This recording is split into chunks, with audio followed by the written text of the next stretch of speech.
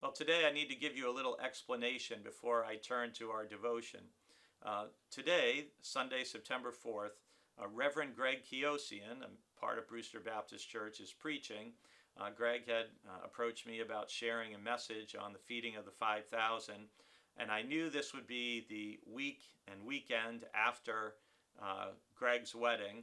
And we also, in looking at the overall church schedule, if we kept going in the order we would have concluded our Through the Bible series on Columbus Day weekend, when we're going to have a good chunk of people up in Maine at Camp Oceanwood doing some service projects.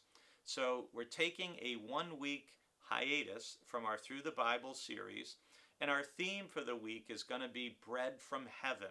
And we're going to look at different passages related to what Greg will be preaching on today, from Exodus and from the Gospels about the feeding of the 5,000 through the lenses of the different Gospels.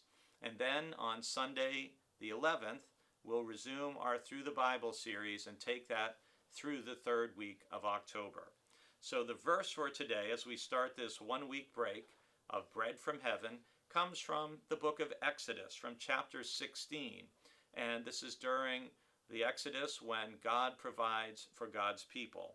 And Exodus 16 verse 4 says the following: "Then the Lord said to Moses, I am going to rain bread from heaven for you, and each day the people shall go out and gather enough for that day. In that way I will test them, whether they will follow my instruction or not." This is our verse for today. Well, in the story of the Exodus, and just to refresh your memory, the Israelites had been enslaved in Egypt. They were making bricks without straw.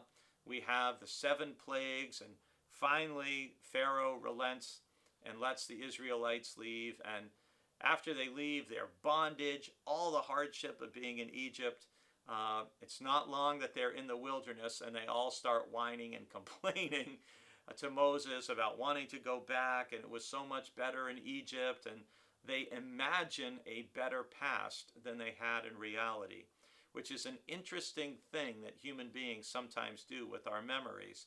We actually can remember things as being better than they really were, or we can remember things as being worse than they really were.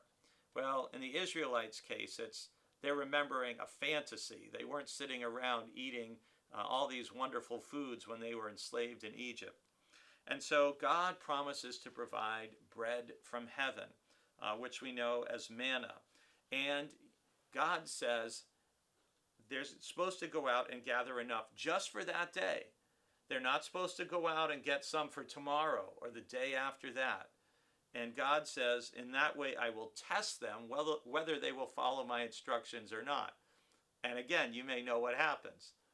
Some of the people don't follow God's instructions. They don't trust God, that the God who provides for us for today can provide for us for tomorrow. And so some of them go out and try to get more, and they didn't listen. And in chapter 16, verse 20, it says, "But they did not listen to Moses. Some left part of it until morning, and it bred worms and became foul, and Moses was angry with them." Because they failed to trust God and they failed to follow God's instructions. One last thing, as we talk about this bread from heaven and following God's instructions. Think about the connection between this and the Lord's Prayer. When the disciples asked Jesus to pray, part of that prayer that Jesus teaches them is, "Give us this day our daily bread." It's not give us bread for today and tomorrow and the day after that. It's give us this day our daily bread. Jesus is remembering this tradition from Exodus 16 and trusting God for today, knowing that we can trust that same God tomorrow.